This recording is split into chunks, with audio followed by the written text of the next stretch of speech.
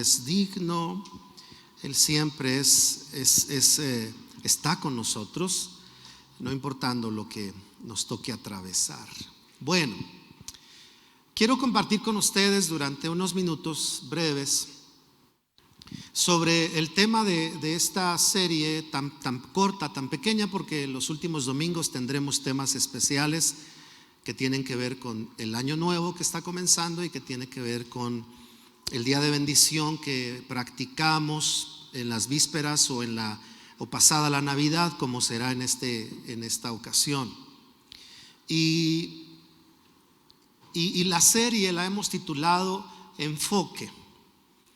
¿Qué importancia tiene el enfoque en la vida? Bueno, pues es tan importante que nos va a marcar el rumbo que debemos seguir.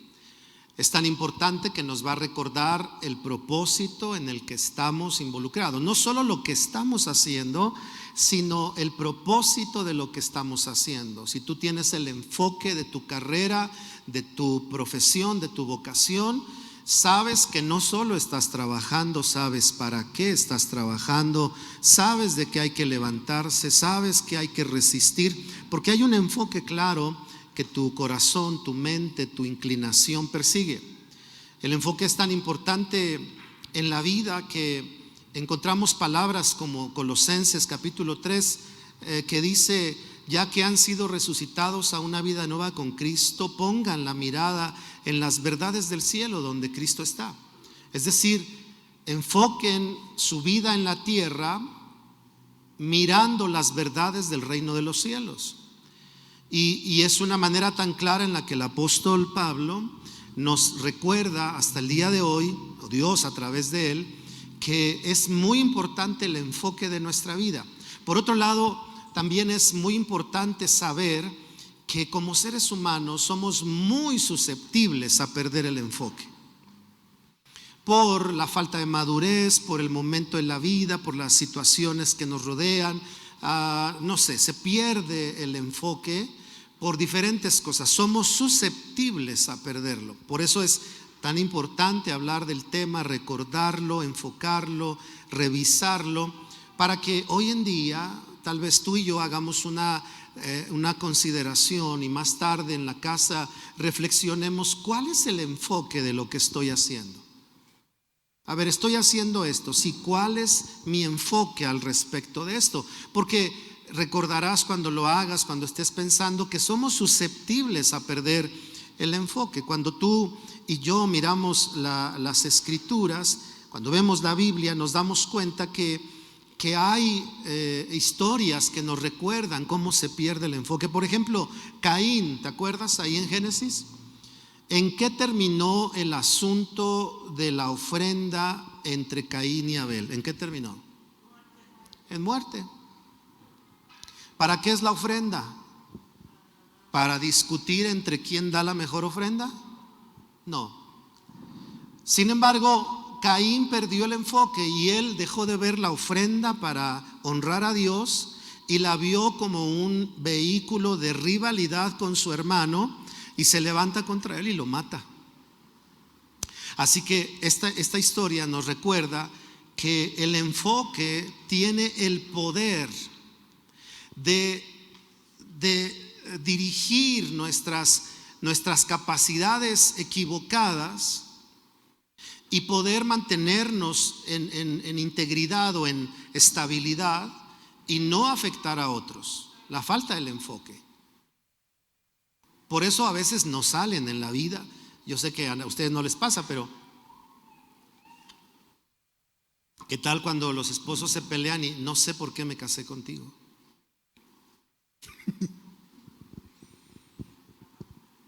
¿Cómo que por qué? Dice la mujer, si yo ni caso te hacía, tú me estuviste busque. ¿Ya te acuerdas que tú me ibas a tocar, tú me ibas a llevar mariachi, ¿por qué te casaste conmigo? Pues porque tú querías. Pero se nos sale, ¿no es cierto? O qué tal cuando somos pastores, ¿no? Y de repente perdemos el enfoque y decimos, yo no sé en qué momento me metí en esto. Porque también pasa. Caín sacó una capacidad negativa en su vida cuando perdió el enfoque, a tal grado que mató a su propio hermano. Y pasa eso en la actualidad, ¿no? Le pasa al ser humano, le pasa a las familias, le pasa inclusive a la iglesia. La iglesia de Corinto tenía dones y manifestaciones del Espíritu Santo, ¿y para qué las usaban? Para rivalizar entre ellos, para preguntarse quién tenía el mejor don, quién lo manejaba mejor, quién lo hacía mejor. Y a veces hoy en día, aunque ha pasado mucho tiempo, llega a ver esos rasgos entre la iglesia de quién tiene el mejor don, quién es mejor profeta, quién es mejor intérprete de lenguas, quién hace sanidades, quién Dios lo usa para milagros, y se perdió el enfoque. El enfoque no es para dar muerte, ¿verdad?, de los dones y de lo que Dios, en este caso con Caín la ofrenda, sino es para dar vida, y se perdió.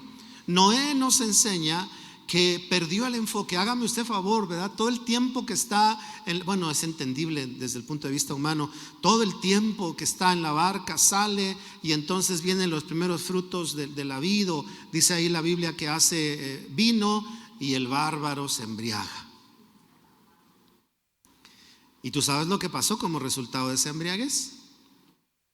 Como resultado de esa embriaguez dice la Biblia que Cam vio su desnudez. Esta lectura o esta frase significa varias cosas, se interpreta de varias maneras, pero la más aceptada por la interpretación y el contexto y el paralelismo que hay en diferentes versículos de la Biblia significa que Cam durmió con su madre y entonces tuvo a su hijo Canaán. Por eso cuando él sabe la historia, que no es así como lo leemos nosotros de un minuto a otro, sino pasado el tiempo, le dicen lo que pasó y entonces él se enoja y maldice a Cam, su hijo, y dice: y maldito sea Canaán. Porque si no entiendes por qué Noé maldijo a su nieto, pues porque era su hijo nieto. Bueno, no era su hijo, pero era hijo de su esposa con su hijo. La cosa estuvo grave. Ahora, aquí podríamos discutir si sí o no, pero eso es lo que se entiende por la misma Biblia. Y todo esto porque por causa de la embriaguez él pierde el enfoque. ¿Cuál era el enfoque del arca de Noé? Salva a tu familia, cuida a tu familia. Y cuando salen del arca, ¿qué dice? Bueno, ya los cuidé, ya se acabó el agua, ¿verdad? Ahí nos vemos, me voy a la cantina, ¿verdad? Pues él creía que era cristiana porque decía vino celestial, y entonces se metió, y como decía vino celestial, se le pasaron las copas, se embriaga y pasa este hecho por perder el enfoque. ¿Cuál era el enfoque?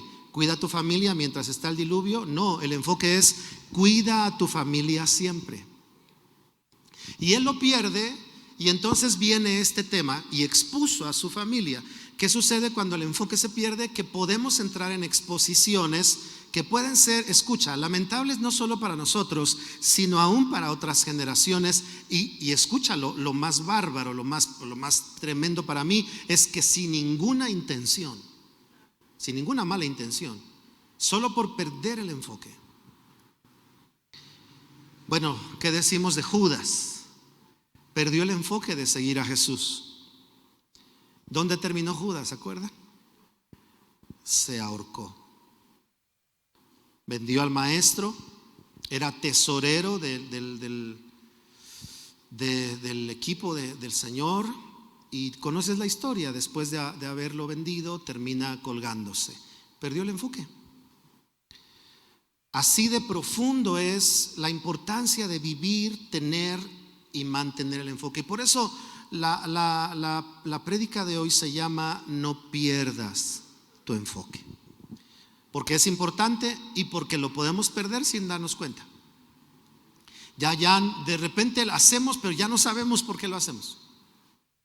Yo les he platicado y cabe la mención de ahorita, que cuando yo comencé a ser pastor, pasado como un año, yo recuerdo que le decía a Dios: Señor, yo te quiero servir. O sea, cuando yo hablaba de ser pastor, solo pensaba en servir, en predicar la palabra de Dios.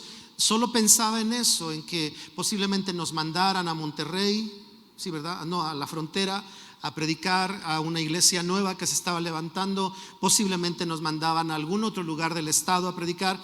Para mí lo que era importante era que tenía un llamado, quería abrazarlo y quería salir. Eso era todo lo que me interesaba. Pero cuando comencé a ser pastor, obviamente me daban una ofrenda por ser pastor, por trabajar para la iglesia, por dedicarme de tiempo completo a la iglesia. Y tiempo completo es tiempo completo, ¿verdad? Recuerdo a aquella hermana que me hablaba a la una vez me habló alguien a la 1 de la mañana. ¿Te acuerdas que me preguntó? Que qué hacía de comer al otro día, ¿no? Pastor, ¿le puedo preguntar algo? Si es que no sé qué hacer. Eso me preguntó a la 1 de la mañana. Usted dirá, no puede ser. Sí puede ser. Había otro que me hablaba a la 1 de la mañana. Pastor, ¿cómo está? Bien, ¿se te ofrece algo? No, nada más le hablaba para saludarlo. A la 1 de la mañana. Y cuando empiezas a vivir estas cosas, en mi caso, cuando yo veía que mi trabajo pastoral me daba, como dice la Biblia, los que viven para el evangelio, no es malo que coman, ¿verdad?, del evangelio, de lo que se recibe una ofrenda. Pero un día Dios me dijo, ¿por qué me sirves? Y yo le dije a Dios, porque te amo. Y Dios me dijo, entonces no recibas tu ofrenda de hoy. Yo dije, no, a ver, espérate. Repítame la pregunta, por favor. Y recuerdo ese día que me dieron mi ofrenda y la regresé, se los he platicado. Pero Dios quería enseñarme que mi enfoque no podía estar en la ofrenda que recibía por ser pastor. Primero, porque ¿qué puede recibir uno por predicar una palabra que no es de uno? Es de Dios. ¿Qué puede recibir uno por ejercitar un don que no es de uno? Nos lo dio Dios. ¿Qué puede recibir uno por compartir y dejarse usar por Dios, por el poder del Espíritu Santo? Que nada es patente nuestra, es de Dios. Su gracia, su unción, su habilidad, su presencia es de Dios. ¿Cómo podría uno recibir algo por eso? No se puede. Entonces te das cuenta que uno como pastor recibe ofrenda por gracia y por amor de Dios. Y se tiene uno que convertir en un buen administrador para cuidar lo que uno tiene y para poder servir y poder ver la mano de Dios a lo largo de tu vida. Pero el enfoque para mí en ese momento es ¿por qué me sirves? Porque el ministerio te da de comer, o me sirves porque quieres hacer mi voluntad. Y fue un reto para mí. Después le cuento la otra parte de la historia. Cuando Dios me dijo, dame tu ofrenda. Porque normalmente nosotros practicamos la ofrenda de Corintios, cada uno dé como propuso en su corazón. Pero la Biblia habla de ofrendas que Dios pide. ¿O no? ¿O esos pasajes nos los saltamos? Decimos, no, ese es el Antiguo Testamento. No. Vemos a un Abraham que Dios le pide su ofrenda. Vemos con claridad cómo el Señor, cuando hace la lista de ofrendas, le dice, de todo esto podrán dar, pero Él estableció qué ofrendas podían dar. En fin, no debemos perder el enfoque. Quiero hablarte solo de 3 cosas que debes cuidar para mantener y no perder el enfoque. El primero, si me acompañas, Salmo 42, versículos 4 y 5. Se me destroza el corazón al recordar cómo solían ser las cosas. Se me destroza el corazón al recordar cómo eran las cosas. Yo caminaba entre la multitud de adoradores, encabezaba una gran procesión hacia la casa de Dios. Parece que este salmo es escrito en el tiempo de la cautividad. Y dice el salmista, mi corazón se destroza porque eso ya no existe. Y dice, cantaba con alegría y dando gracias en medio del sonido de una gran celebración. ¿Por qué estoy desanimado?, se pregunta. ¿Por qué está triste mi corazón? Y miren lo que dice después. Pondré mi esperanza en Dios. Nuevamente lo alabaré, mi Salvador y Señor. Este pasaje nos muestra a un salmista que ve la historia y la historia le trae tristeza porque ya no es igual por causa del cautiverio. Y él dice, me acuerdo cuando estaba entre las voces de alabanza, pero llega un momento en que él se enfoca y dice, ya me acordé. La alegría no era por el sonido de alabanza, la alegría no era por dirigir una procesión de adoradores, la alegría no era por estar en medio de un momento esplendoroso, la alegría era porque Dios era el centro de lo que yo hacía. Y dice en el versículo 5, ¿por qué estoy desanimado? La versión 60 dice, ¿por qué te turbas, alma mía? Y luego dice, ¿por qué está triste mi corazón? Pondré mi esperanza en el Señor. Y dice, nuevamente lo alabaré. No era la gente, no era la música, no era la dirección, no era la procesión, no era el momento, era Él. ¿Por qué estoy triste? Porque me desenfoqué. Pensé en los demás, pensé en la situación. Así que el primer factor para no desenfocarnos eres tú mismo, yo mismo.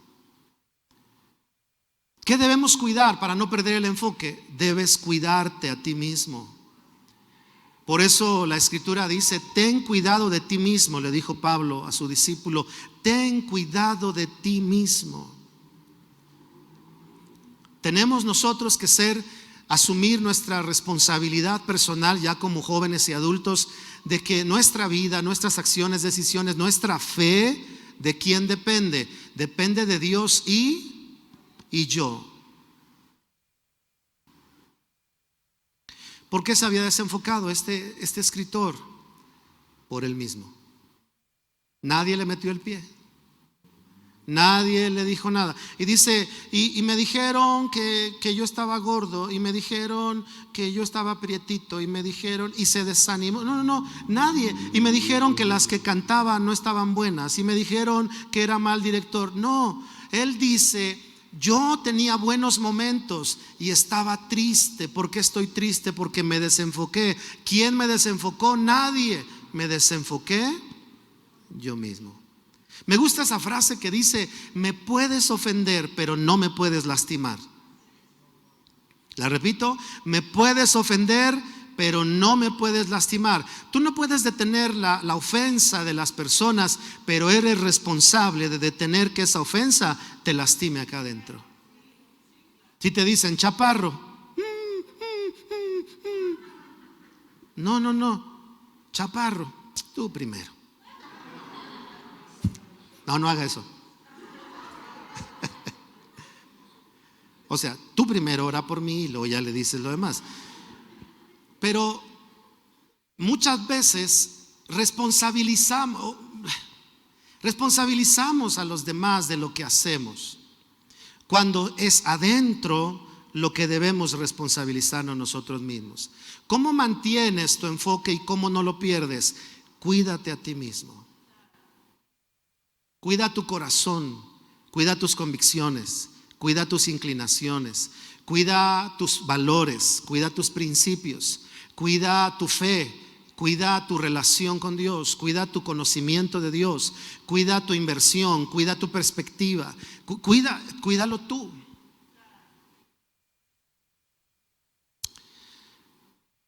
Segundo de Reyes nos cuenta otra parte.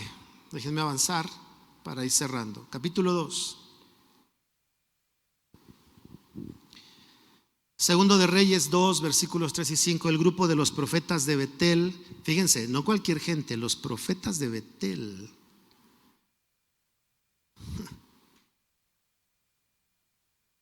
El otro día un hermano nos preguntó en Facebook que cómo saber que Dios le habló a alguien, y me acordé que hace como 5 años o más di un estudio de cuando Dios habla, y lo voy a repetir porque es muy importante y porque es muy necesario. Gracias a Dios que Él nos habla, pero a veces en el tema de Dios nos habla, se pierde el enfoque. Se pierde el enfoque. Bueno, pero ese es otro tema, no me distraigan. Segundo de Reyes 2 dice, versículo 3, el grupo de profetas de Betel se acercó a Eliseo para preguntarle, ¿sabías que hoy el Señor se llevará a tu amo? Él le dice, claro que lo sé, contestó Eliseo, pero no digan nada. Entonces Elías le dijo a Eliseo, quédate aquí porque el Señor me dijo que fuera a Jericó, pero Eliseo le respondió de nuevo: tan cierto como el Señor vive, que tú vives, nunca te dejaré. Así que continuaron juntos a Jericó. Después el grupo de profetas de Jericó, otro grupo de profetas, se acercó a Eliseo para preguntarle: ¿sabías que hoy el Señor se llevará a tu amo? Claro que lo sé, contestó Eliseo, pero no digan nada. La versión 60 me gusta más porque dice: cállense.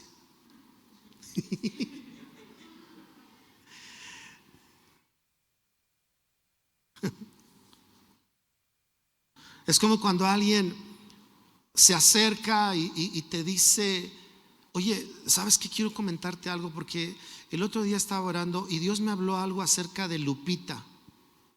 Tú no eres Lupita, la persona no es Lupita. Si te dicen eso, en ese momento le dices: cállate. ¿Cómo le vas a decir? Ahí ya resulta que nadie se anima. Cállate.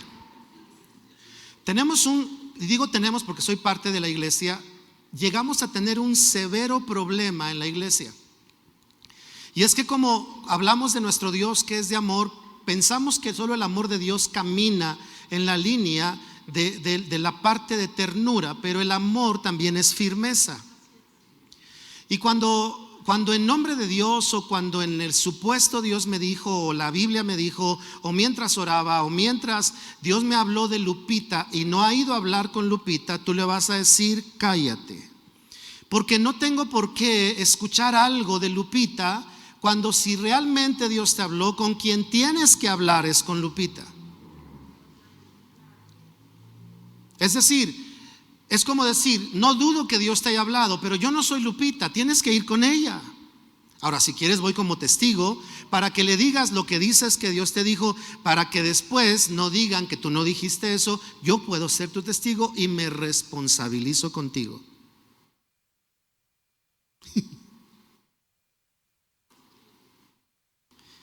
Urge que así se manejen las cosas.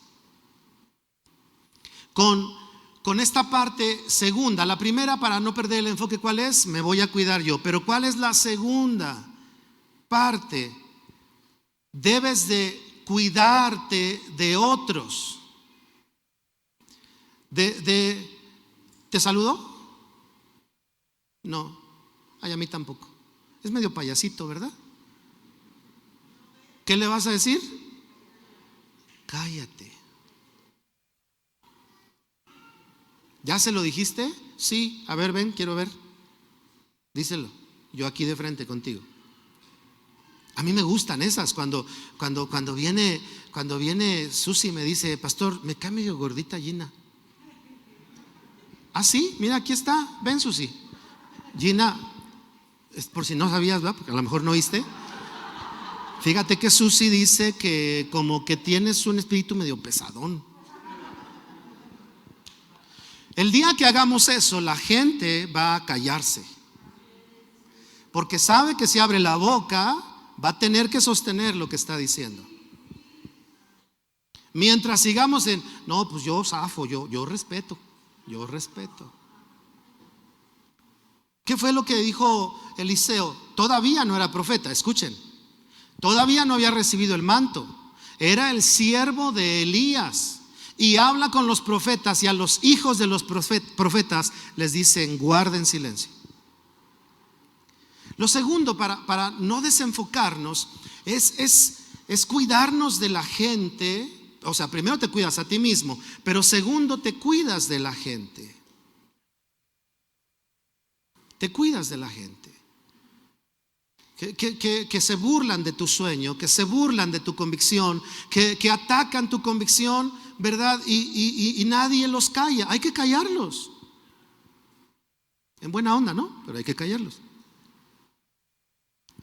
Y si no se callan, hábleme. Y los callamos.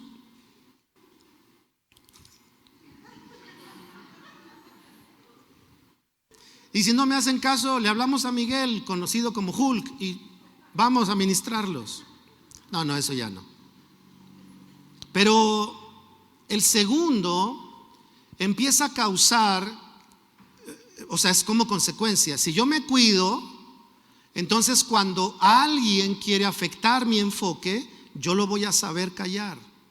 Imagínense que Elías no les dijo, bueno, son profetas, los oigo. Bueno, son profetas, sí, les digo, sí, ya sé, entonces me retracto de lo que... No, porque su líder le había dicho, lo que me has pedido sucederá si cuando yo sea tomado, tú me ves.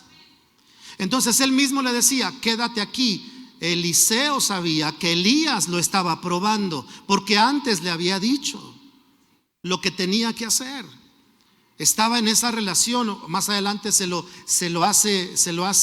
enfatiza, pues, y él sabía que debía estar pegado con él. Entonces, lo segundo, queridos, es que debemos nosotros cuidar el enfoque nuestro de otros. Los demás no tienen por qué ver lo que tú ves, pero no tienen el derecho de quitarte la mirada de lo que tú estás viendo. ¿Me explico? ¿Qué haces en ese trabajo? Ya salte. Y ahí va la gente. Ya renuncié. Porque me dijiste que confiara en Dios y que, pues échale ganas. Y ni te ayudan, y ni te conectan, y ni se hacen cargo de ti. Y luego dicen, no, pues es que andas mal de fe, porque a mí me funcionó a la primera. Y el otro pobre ya lo dejaron sin trabajo. Que es que porque Dios le dijo. Tuve un sueño que veía una puerta y te veía no entrando sino saliendo, y arriba decía working, o sea, trabajo en inglés, y el Señor me revela que tienes que salir de donde estás. Y ahí va el otro, se sale.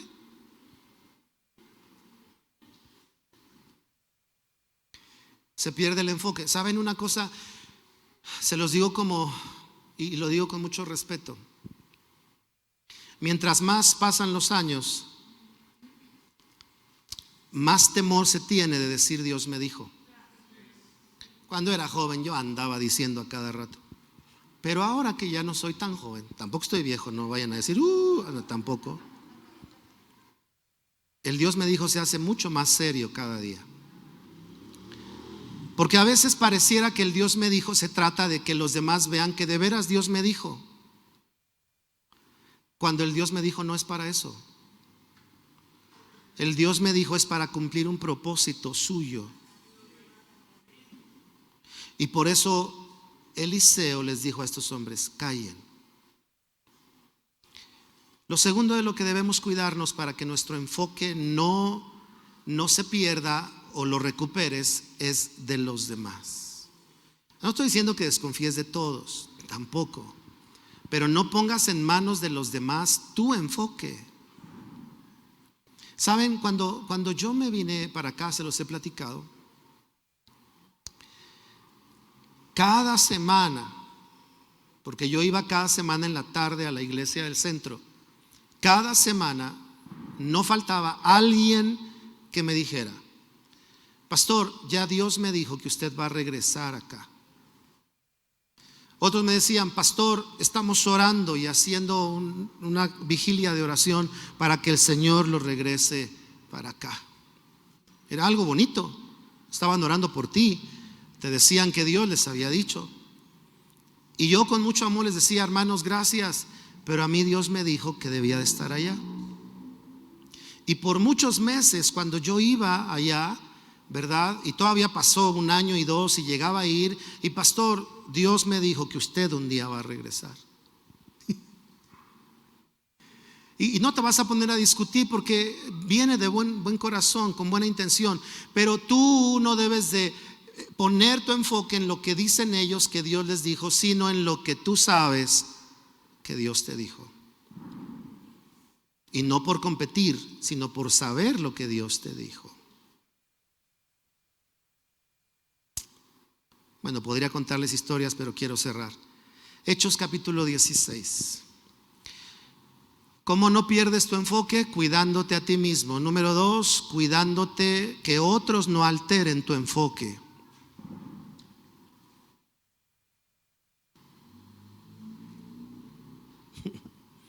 Hechos 16, con este cerramos.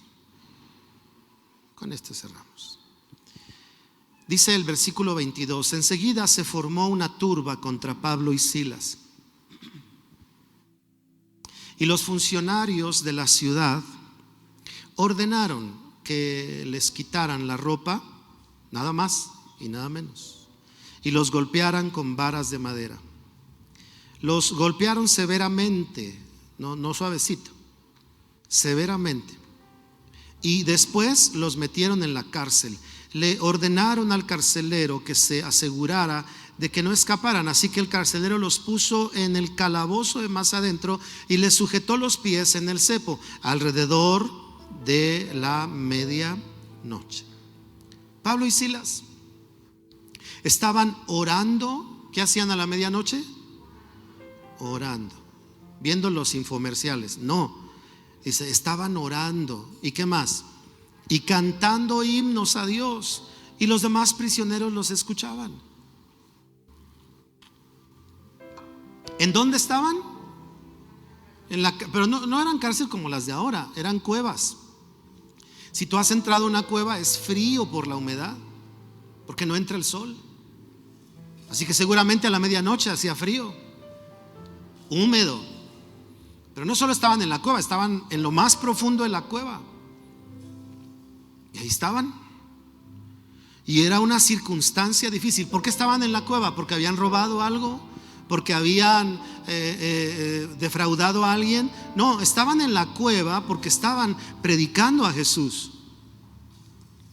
Y ellos podrían sentirse mal y decir: no es justo, Señor, que nosotros te sirvamos y no mandes ángeles para que eviten que nos metan a la cárcel. No, ellos estaban en la cárcel, pero a medianoche comenzaron a cantar y estaban orando.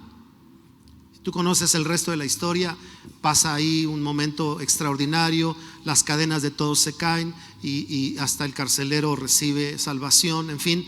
Pero lo que vemos aquí es el tercer factor para no perder el enfoque. ¿Cuál es? Sí, para no perder el enfoque, el tercero es: no te vuelvas circunstancial. Volvernos circunstancial es vivir y actuar de acuerdo a las circunstancias. Me acuerdo una Navidad y nunca supe qué pasó. Yo tendría como unos 14 años, me acuerdo. Estábamos pasando una mala racha. Mi papá había perdido su trabajo. Llegamos a vivir a una casa que casi prestada. Se pagaba renta, pero se pagaba muy poco porque eran una amiga de mi mamá de hace muchos años. Pero la casa era una casa ya vieja y tenía 3 departamentos. Entonces llegamos a uno. En esa Navidad, de todo este contexto, recuerdo que mi mamá estaba un poco preocupada. Casi siempre las mamás se preocupan por eso. Y me decía: ay, hijo, hoy no vamos a tener cena de Navidad. ¿No? Yo me acuerdo. Pero mi mamá no era así. Mi mamá era ¿cómo de que no? Y entonces en la tarde yo veo que empieza a poner el mantel. Le digo: ¿qué pasó? ¿Siempre sí vamos a cenar algo especial o qué? Sí, hijo, ya mira, hice un espagueti, fui a comprar unos bolillitos y compré 2 pollos rostizados, me acuerdo. Y nos sentó, ¿verdad?, a los que estábamos todavía en casa, y nos dijo: vamos a dar gracias a Dios. Claro, mi papá estaba también y éramos 3 los que quedábamos en ese tiempo. No tenía más años, como unos 42 creo cuando pasó eso. No es cierto, tenía como 15 por ahí. Y cenamos juntos. Lo que estoy diciendo con este ejemplo es que las circunstancias decían: no puede haber algo para cenar, o no va a haber cena. Pero tal vez no va a haber cena porque no hay todo lo que quieres. No hay un pavo, no hay romeritos, no hay bacalao, no hay. Pero ok, no hay eso, pero hay unos ricos pollos rostizados. Porque lo que necesitamos para disfrutar no es la comida, es a la familia. Y entonces nos sentamos a comer y no se me olvida esa cena desde hace algunos años atrás. ¿Qué recuerdo de esta actitud de mi mamá? También de mi papá, pero mi mamá me enseñó mucho eso. Que las circunstancias no marcaban lo que iba a ser. No hay, conseguimos. No se puede, vemos cómo. Eso es no volvernos circunstanciales. Que no tengo ganas, hágalo. Que no sé, aprenda. que no me sale hasta que le salga. Porque si no te sale y dejas de hacerlo, te entregaste a las circunstancias, y tu enfoque de ser una persona que hace y que logra cosas, empiezas a perderlo, y entonces te empiezas a acostumbrar, e inclusive empezamos a meter una perspectiva hasta espiritual, diciendo: es que si no se abrió la puerta no era de Dios. Y no, lo que Dios quería era que aprendieras a insistir y a que tuvieras un nuevo enfoque, y el enfoque es: hijo, que las circunstancias no te gobiernen, que mi palabra te gobierne. Así que el tercer y último punto es: para no perder el enfoque, no te guíes por las circunstancias. No te dejes guiar por las circunstancias. No te dejes guiar por las circunstancias. En todo, queridos, en todo. Es decir, te lo voy a decir de esta manera: cuando veas que las circunstancias son más contrarias, levanta más las antenas. Algo Dios quiere enseñarte con respecto a tu enfoque, ¿verdad? Que si no hay ni pollo rostizado, pues lo que haya, unos frijolitos con arrocito, pero vamos a cenar en familia y vamos a agradecer que el Salvador vino al mundo. Y porque a veces pareciera que se nos olvida de que es la Navidad, ¿no es cierto? La Navidad no es de hacer cena, la Navidad es de recordar y celebrar que el Salvador está con nosotros. De eso se trata la Navidad. Bueno, no me extiendo más. 3 cosas para no perder tu enfoque: cuídate a ti mismo. Número 2, cuídate que otros no marquen tu enfoque de manera negativa. Y número 3, cuídate de las circunstancias. Las circunstancias son muy fuertes. No hay, no se puede, no tienes. Ya estás viejo, ya tienes reumas, ya te duele el callo, ya las rodillas ya están débiles, ya tu voz ya se apagó. Las circunstancias no nos deben de marcar el rumbo, sino tu enfoque. Tu enfoque. A Abraham le dijeron: en su vejez tendrás un hijo, y su cuerpo le decía: no, mi hijito, tú ya no, ya no, ni clonado sales. Pero dice la Biblia: él no puso su mirada en su enfoque en su cuerpo ya casi muerto, sino puso su enfoque en aquel que era poderoso para cumplir lo que le había dicho. Bien, ¿oramos? Vamos a orar.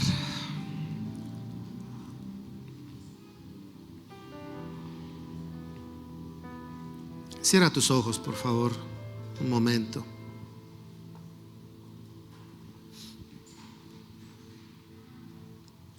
Habla con Dios 1 minuto o 2 minutos, ¿quieres?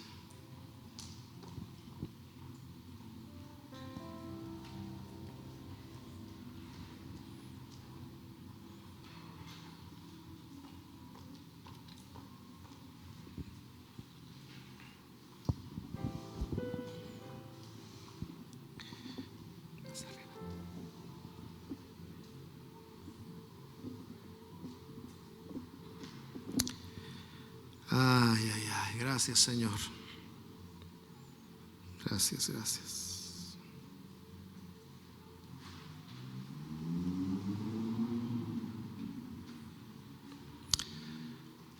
Señor, en esta hora te damos gracias por darnos la oportunidad de estar aquí juntos. Gracias por poder meditar en tu palabra, y gracias por recordarnos que debemos mantener nuestro enfoque. Gracias, Señor. Quiero bendecir hoy a cada una de las familias que están aquí. Quiero orar por cada una de ellas, las que nos vean después en este video. Porque en la vida y en este tiempo, estos casi 2 años, Señor, sin duda que el enfoque ha sido puesto a prueba, para seguir mirando, para seguir enfocando, para seguir dirigiéndonos. Yo quiero orar, Señor, para que no perdamos nuestro enfoque. Y entonces oro para que asumamos el cuidado de nosotros mismos, de nuestra fe, de nuestro aliento, de nuestra fuerza que proviene de ti, Señor. También nos cuidemos de aquellas conversaciones, inclusive personas a veces que no suman a nuestro enfoque. Estoy diciendo que nos enemistemos con ellos, pero sí hay que cuidar nuestro enfoque de aquellos que lo quieren alterar en nuestra vida. Y oro también para que las circunstancias no nos digan lo que tenemos que hacer. Que el enfoque de nuestras acciones esté basado en lo que dices tú, en lo que has hablado tú, en quién eres tú para nosotros. Oro, Señor, para que cada uno de nosotros podamos tomar un tiempo, el día de hoy o mañana, pero pronto, y nos hagamos esta sencilla pregunta: ¿por qué estoy haciendo lo que estoy haciendo? Para poder revisar el enfoque que tenemos y saber cómo mantenerlo, y saber si de algo lo tenemos que cuidar, y saber también, Señor, si algo tenemos que ajustar. Por último, Señor, oro porque si alguien necesitamos recobrar el enfoque, nos ayudes a hacerlo. En esta línea, Señor, que lo arrebatemos de nuestro propio ego, que lo arrebatemos, Señor, de la influencia negativa de otros, y que lo arrebatemos de las circunstancias, y volvamos a abrazar con claridad el enfoque en nuestra vida, nuestra casa, nuestro hogar, nuestro trabajo, nuestro día a día, nuestro sueño, nuestro propósito, nuestros dones, lo que hacemos, Señor. Y oro para que como iglesia siempre nos ayudes a mantener el enfoque con claridad. Tú eres el Señor, tú eres el dueño, tú eres el Salvador, tú eres, Señor, quien provee salvación, y que eso no se pierda de nuestra vida nunca. En el nombre de Jesús oro y bendigo a cada persona y a cada familia, y te doy gracias por esta tarde. Amén y amén. Muy bien, hay que cuidar nuestro enfoque. ¿Cómo lo vamos a hacer? Cuidándonos. ¿A quiénes? A mí mismo, a nosotros mismos. Debes de cuidar que otros no definan tu enfoque. Y número 3, cuida las circunstancias. ¿Ok? Estemos enfocados, queridos. El Señor está con nosotros. Hay que seguir avanzando en la vida. Hay que seguir predicando a Jesús. Y hay que seguir diciendo que Él es el Señor y que en Él hay salvación. ¿Verdad que sí? Le podemos dar un aplauso de gratitud fuerte al Señor.